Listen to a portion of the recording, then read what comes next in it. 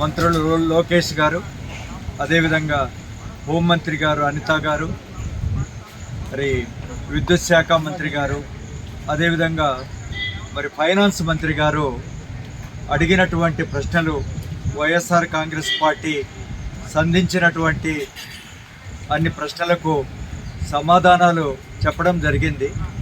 సమాధానాలు ఏ విధంగా కూడా సంతృప్తికరంగా కానీ లేక అది మరి వాస్తవానికి దగ్గరగా ఏమాత్రము లేనటువంటి విషయాన్ని ఈ సందర్భంగా మరి మీడియా మిత్రులందరికీ కూడా ఈ సందర్భంగా తెలియజేసుకుంటున్నాను.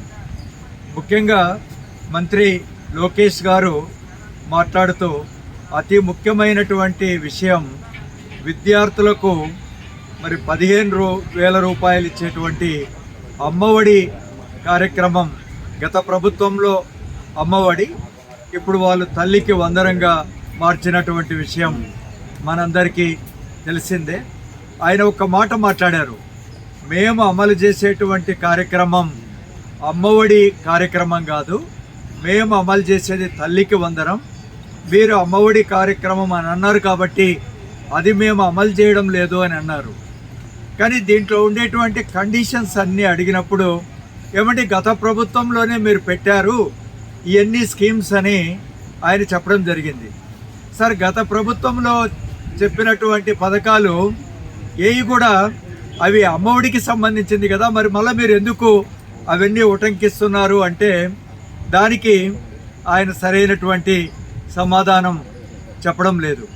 ఇది 300 యూనిట్ల విద్యుత్తు కానీ లేకంటే 1000 స్క్వేర్ ఫీట్లు స్థలం కానీ ఇచ్చినటువంటి కండిషన్స్లో బేసిక్గా సమస్య ఏంటంటే అప్పటి ముఖ్యమంత్రి గారు జగన్మోహన్ రెడ్డి గారు దాదాపు 66 లక్షల మందికి పేద విద్యార్థులకి ఇదంతా కూడా అమ్మఒడి కార్యక్రమం జరిపితే ఇదంతా కూడా ఇప్పుడు తగ్గిపోయి కేవలం 50 లక్షల మందికి మాత్రమే మీరు ఇస్తున్నారు అన్నప్పుడు దానికి మరి సంతృప్తికరమైనటువంటి సమాధానం వారు చెప్పలేదు. నిజానికి 4-5 ప్రశ్నలు ఈరోజు వారిని అడగడం జరిగింది. ఇంకొక ప్రశ్న కూడా కడప జిల్లాకు సంబంధించి fine arts university Jaganmohan Reddy గారు తీసుకొచ్చినారు. వారు అంటారు మీరు దానికి అనుమతులు తీసుకురాలేదు అని. చాలా వరకు ఒక యూనివర్సిటీ ఎస్టాబ్లిష్ అయినాక అనుమతులు అనేటివి 2 ఏళ్ళకైనా వస్తాయి, ఇమీడియట్గా ఏమి రావు ఎక్కడ కూడా. నిజానికి మనం ఆంధ్ర రాష్ట్రాన్ని కర్నూలులో మనం రాజధాని కట్టుకున్నప్పుడు భవనాలు ఎప్పుడు కట్టుకున్నాం? అద్దె భవనాల్లో ఉన్నాం. వారు అంటారు మీరు అద్దె భవనాల్లో ఉన్నారు, బిల్డింగులు కట్టి లేదు అంటారు. మేము ఒక యూనివర్సిటీ తెచ్చిన తర్వాత ఇన్ఫ్రాస్ట్రక్చర్ తీసుకురావడానికి చాలా టైం పడుతుంది. కానీ ఆ యూనివర్సిటీని పోగొట్టకుండా మీరు అన్నీ కూడా అనుమతులు తీసుకొచ్చి అక్కడ ఉండేటువంటి విద్యార్థులకు, వాళ్ళందరూ ఆందోళనలో ఉన్నారు, ఆ ఫైన్ ఆర్ట్స్ యూనివర్సిటీ అంతా కూడా. అలాంటి విషయం దాని మీద వారు ఇచ్చినటువంటి సమాధానాలు ఏ విధంగా కూడా వాస్తవానికి దగ్గరగా ఉన్నటువంటి పరిస్థితి లేదు. ముఖ్యంగా ఫైనాన్స్ మంత్రి గారు వారు మాట్లాడుతూ అయ్యా జిఎస్టీ దాదాపు 8,000 కోట్ల రూపాయలు మీరు రేషనలైజేషన్ ద్వారా ఆంధ్ర రాష్ట్రానికి పోతుంది కదా, దాన్ని ఎలా రీకూప్ చేస్తారు? ఒక విధంగా మీరు ఇమ్మడి మొబ్బడిగా అప్పులు చేస్తున్నారు, రెండో విధంగా రాష్ట్రానికి వచ్చేటువంటి ఆదాయం తగ్గుతూ ఉంది. మరి మిగతా కొన్ని రాష్ట్ర ప్రభుత్వాలు మాకు ఇదంతా కూడా ఈ కాంపెన్సేషన్ చేయాలి, రీకూప్ చేయాలి అన్నప్పుడు మేము అడగడం లేదండి. దానికి అంతేకాదు ఈ తగ్గించడానికి మేమే మోడీ గారికి మేమే దగ్గరుండి చెప్పి అసలు ఈ జిఎస్టీ రేషనలైజేషన్ చేసిందే మేము అన్నట్టుగా మరి ఇప్పుడు ఇక్కడ ఉండేటువంటి తెలుగుదేశం నాయకులు మాట్లాడుతున్నారంటే ఈ రాష్ట్రాన్ని ఏ విధంగా ఆదాయం పెంచుకోవాలి, వ్యయాన్ని తగ్గించుకోలేదు అనకుండా.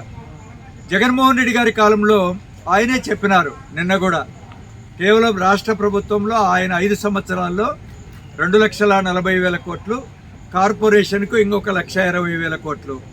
3,60,000 కోట్ల రూపాయలు ఆయన కాలంలో ఇన్ని స్కీమ్స్ కూడా ఇంప్లిమెంట్ చేసుకుంటూ ఆయన జగన్మోహన్ రెడ్డి గారి ప్రభుత్వంలో అప్పు చేసినప్పుడు మీరేంది ఒక్క సంవత్సరంలోనే 1.5 లక్షకు పైగా అప్పులు చేసినారు కదా అంటే అదంతా కరెక్ట్ కాదు, మీరు ప్రశ్న కరెక్ట్గా వేయండి, నేను సమాధానం చెప్తాను అంటారు ఫైనాన్స్ మంత్రి గారు పయ్యావుల కేశవ్ గారు.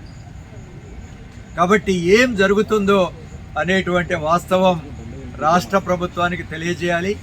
ఏ విధంగా ఈ రాష్ట్ర ప్రభుత్వాన్ని వీళ్ళు తీసుకెళ్తారు, ఈ 5 ఏళ్లలో ఎన్ని లక్షల కోట్ల రూపాయలు అప్పు చేస్తారు అనేటువంటి విషయంలో మరి ఇబ్బందికరమైనటువంటి పరిస్థితులు ఉన్నాయి. హోంమంత్రి గారు మాట్లాడుతూ నాకు చాలా కేసులు గత ప్రభుత్వంలో పెట్టారు, అక్రమ కేసులన్నీ, దానివల్ల మేము ఇబ్బందులు పడ్డాం, నా మీద కేసులు పెట్టారు అన్నట్టుగా మేడం చెప్తారు. కానీ నేను ఒకటే ఆమెను ప్రశ్నించేది, మీరు ఎంతమంది మీడియా మిత్రులను కానీ సాక్షి లాంటి ఒక విశిష్టమైన ఒక పత్రికను కానీ మీరు వాళ్ళని ఏ విధంగా ఇబ్బంది పెడుతున్నారు, మీడియా స్వతంత్రాన్ని ఏ విధంగా హరిస్తున్నారు అనే దానికి ఆమె సమాధానం చెప్పరు. ఆమె ఎంతమంది విలేకరుల మీద కేసులు పెట్టారు, సోషల్ మీడియా మీద ఎంతమంది కేసులు పెట్టారు, వైఎస్ఆర్ కాంగ్రెస్ పార్టీ వాళ్ళ మీద ఎంతమంది మీద కేసులు పెట్టినారు అంటే దానికి మరి సంతృప్తికరమైనటువంటి సమాధానం ఆమె దగ్గర నుంచి రాలేదు. 4వ అతి ముఖ్య విషయం, విద్యుత్ విషయంలో ఈరోజు మొత్తం మీద ఎన్ని 400 kV సబ్స్టేషన్స్, ఎన్ని 220 kV సబ్స్టేషన్స్, ఎన్ని 132 kV సబ్స్టేషన్స్, ఎన్ని 33 kV సబ్స్టేషన్స్ అని ఆయన ప్రశ్న సమాధానం ఇచ్చినారు. కానీ ఇంత పెద్ద ఎత్తున ప్రభుత్వం జగన్మోహన్ రెడ్డి కాలంలో విద్యుత్ రంగంలో మరి పెద్ద ఎత్తున సంస్కరణలు చేసి మరి కావాల్సినటువంటి మరి విద్యుత్తును, నాణ్యమైన విద్యుత్తును జగన్మోహన్ రెడ్డి గారు ఇచ్చినటువంటి ప్రభుత్వం. కానీ చంద్రబాబు నాయుడు గారు అంటారు నేను నాణ్యమైన ప్రభుత్వం ఇస్తానని. ఇప్పటికి కూడా కొరత ఉంది, ఇప్పటికి కూడా పవర్ కట్లు, అవుటేజీలు జరుగుతూ ఉన్నాయి. ఎక్కడ కూడా కొత్తగా సబ్స్టేషన్లు మరి పెంచడం లేదు. మరి ఏ విధంగా ఇప్పుడే ఇంకా షార్ట్ డిస్కషన్, మనం ఇండస్ట్రియలైజేషన్, ఆంధ్రప్రదేశ్ పారిశ్రామిక అభివృద్ధి మీద ఒక లఘు చర్చ కూడా పెట్టినారు. ఈ రాష్ట్ర ప్రభుత్వం ఏ విధంగా పరిశ్రమలు తీసుకొస్తారంటే జగన్మోహన్ రెడ్డి గారి కాలంలో ఇదంతా పరిశ్రమలు అందరికీ కూడా రానీయకుండా చేసినారు అనేటువంటి సత్యదూరమైనటువంటి మాట ప్రభుత్వం పెడతా ఉంది.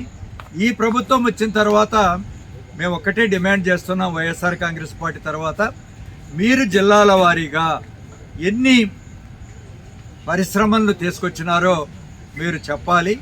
మీరు ఏ జిల్లాలో ఎన్ని పరిశ్రమలు తీసుకొని నిరుద్యోగ సమస్యను పరిష్కరించాలో అనేది కూడా తెలియజేయాల్సినటువంటి అవసరం ఉంది.